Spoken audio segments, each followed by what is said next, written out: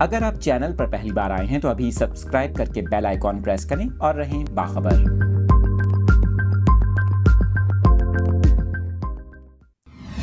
Details آپ کے ساتھ شیئر کر رہے ہیں۔ شہر قائد میں بارش ہوتے ہی بجلی کا نظام درہم برہم ہو گیا کہ الیکٹرک کے 145 فیڈرز ٹرپ کر گئے، جس کے باعث مختلف علاقوں میں بجلی کی فراہمی معطل ہو گئی۔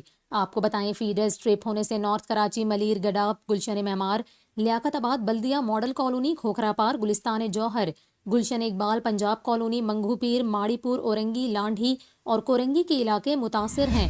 ترجمان کے الیکٹرک کا اس حوالے سے کہنا ہے کہ الیکٹرک کا عملہ فیلڈ میں موجود ہے۔ بارش میں شہری برقی آلات کے استعمال میں احتیاط کریں۔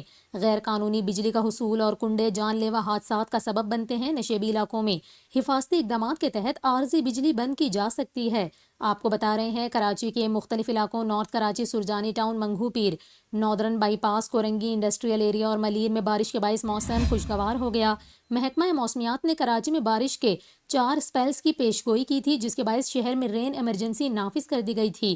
آپ کو بتائیں، وزیر اعلیٰ سندھ نے صوبے بھر میں رین ایمرجنسی نافذ کرتے ہوئے تمام بلدیاتی اداروں، انتظامیہ اور ہسپتالوں میں ہائی الرٹ جاری کرتے ہوئے چھٹیاں منسوخ کر دی تھیں۔